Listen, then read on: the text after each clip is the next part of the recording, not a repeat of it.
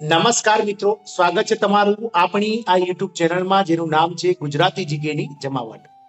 આજના વિડીયોમાં આપણે વાત કરીશું કેન્દ્રીય કર્મચારીઓના અને પેન્શનર્સોના ડીએ અને ડીઆરમાં. મિત્રો, ગત 7 માર્ચે એનડીએ સરકાર એટલે કે જે ભાજપ સરકારની જે કેન્દ્રીય કેબિનેટ મિનિસ્ટરની બેઠક મળી હતી તેમાં મિત્રો 4% જે મોંઘવારી ભથ્થાનો વધારો છે 1 જાન્યુઆરી 2024 થી તેને મંજૂરી આપી દેવામાં આવી છે.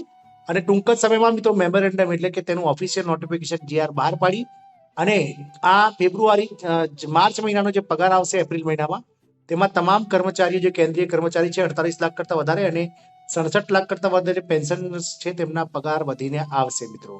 હવે મિત્રો કેન્દ્રીય કર્મચારીઓના ડીએમાં પણ વધારા બાદ હવે બેઝિક સેલેરીનો વારો છે, એટલે કે હવે બેઝિક સેલેરી પણ વધી જશે. મિત્રો, જાણો ક્યારે મળશે આ ગુડ ન્યૂઝ, આજના વિડીયોમાં વિગતવાર જાણીએ તો વિડીયો સુધી બન્યા રહેશો. અને જો તમે અમારી ચેનલમાં નવા હોય તો અમારી ચેનલને સબસ્ક્રાઇબ કરી બાજુમાં રહેલું બેલ આઇકોન દબાવીને ઓલ નોટિફિકેશન ઓન કરી લેજો, જેથી કરીને ચેનલ પર મૂકવામાં આવતા વિવિધ ભરતીઓના નોટિફિકેશન, વિવિધ ભરતીઓના પરિણામ, જનરલને લગતા વિડીયો અને સરકારી કર્મચારી પેન્શન અને યોજનાઓને લગતા પરિપત્રો તમને સરળતાથી ઉપલબ્ધ થઈ જાય. તો મિત્રો, કેન્દ્રીય કર્મચારીઓના ડીએમાં વધારા બાદ હવે બેઝિક સેલેરીનો નંબર છે. જાણો ક્યારે મળશે ગુડ ન્યૂઝ. હોળીના તહેવાર પહેલા સરકારે મોંઘવારી ભથ્થામાં 4%નો વધારો કર્યો હતો. આ સાથે એચઆરએમાં પણ મોટો વધારો થયો છે. હવે ચર્ચા શરૂ થઈ છે કે મોંઘવારી ભથ્થું 50% થઈ ગયું છે તો હવે તેને શૂન્ય કરવામાં આવશે કે કેમ.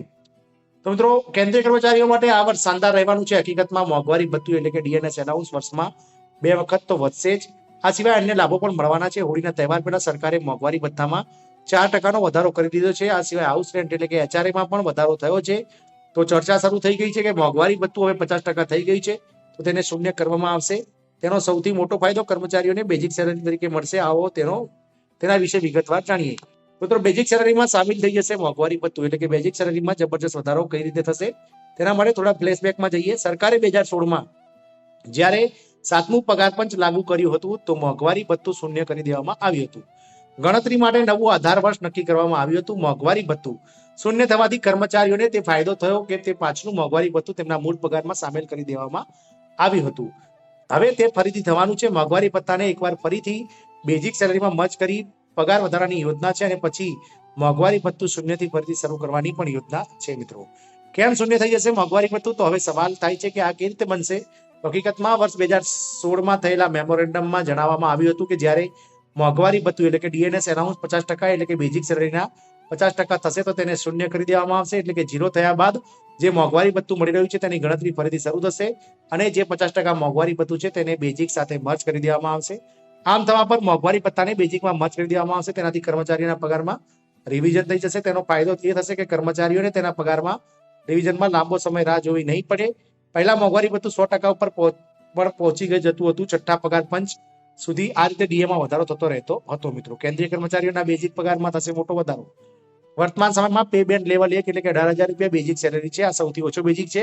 એની ગણતરી કરીને જોઈએ તો કુલ અત્યારે મળી રહ્યું 7,560 રૂપિયા મોંઘવારી ભથ્થું મળી રહ્યું છે. પરંતુ જો આગામી ગણતરી 50% મોંઘવારી ભથ્થા પર જુઓ તો 9,000 રૂપિયા મોંઘવારી ભથ્થું મળશે. હવે એ કેચ અહીં કહેવામાં આવે છે કે 50% ડીએસ શૂન્ય થશે તો તેને બેઝિક પગારમાં જોડી દેવામાં આવશે. એટલે કે 18,000 રૂપિયાની બેઝિક સેલરી પગાર વધી અને 27,000 રૂપિયા થઈ જશે. ત્યારબાદ મોંઘવારી ભથ્થું 27,000 રૂપિયા પર કેલ્ક્યુલેટ થશે. જો શૂન્ય થયા બાદ 3% ડીએ વધે તો 810 રૂપિયા મહિને તેના પગારમાં જોડવામાં આવશે.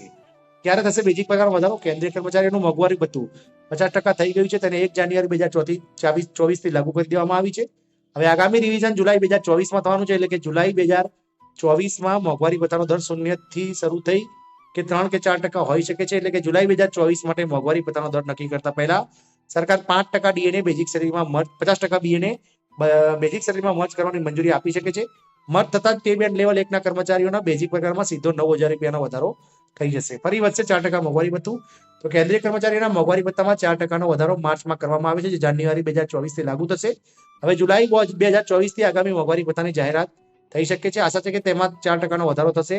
એક્સપર્ટ પ્રમાણે જે રીતે મોંઘવારીની સ્થિતિ છે તે પ્રમાણે 2 મહિનાના એઆઈસીપીઆઈના આંકડા આવ્યા છે. તેના પરથી ફર્સ્ટ થાય છે કે જુલાઈમાં પણ મોંઘવારી ભથ્થામાં 4%નો નિર્ણય મિત્રો કેન્દ્ર સરકાર દ્વારા આપી શકવામાં આવે છે. 2016માં પ્રથમવાર મત થયો હતો ડીએ. જ્યારે પણ નવું પગાર પણ લાગુ કરવામાં આવે છે તો કર્મચારીઓને મળનાર ડીએને મૂળ વેતનમાં સમાવેશ કરી દેવામાં આવે છે. જાણકારોનું કહેવું છે કે આમ તો નિયમ કર્મચારીને મળનાર 100% ડીએને મૂળ વેતનમાં સામેલ કરવું જોઈએ, પરંતુ આમ થતું નથી. તે માટે નાણાકીય સ્થિતિ આડી આવે છે. પરંતુ વર્ષ 2016માં આમ કરવામાં આવ્યું હતું. આ પહેલા વર્ષ 2006માં જ્યારે છઠ્ઠું પગાર પંચ આવ્યું એ સમયે પાંચમા પગાર પંચના ડિસેમ્બર 2000 સુધીના જે 2009 સુધીના 187% ડીએને મળી રહ્યું હતું. આ ડીએને મૂળ વેતનમાં મર્જ કરવામાં આવ્યું હતું, જેથી છઠ્ઠા પગાર પંચનો ગુણાંક 1.87 હતો. ત્યારે નવો પે બેન્ડ અને ગ્રેડ પે પણ બનાવવામાં આવ્યો હતો, પરંતુ તેમાં 3 વર્ષ લાગ્યા હતા. આમ આશા સેવાઈ રહી છે કે આઠમા પગાર પંચની લાગુ કરવાની જે સરકારની ઘડીઓ છે જોવાઈ રહી છે. સરકાર ગમે ત્યારે આ મોંઘવારી ભથ્થું શૂન્ય કરી અને આઠમું પગાર પંચ લાગુ કરી દેશે. આશા રાખીશું કે આ માહિતીથી આપ સંતુષ્ટ હશો, તો આપના કલીગ મિત્રો સાથે શેર કરશો. જય હિન્દ, અસ્તુ.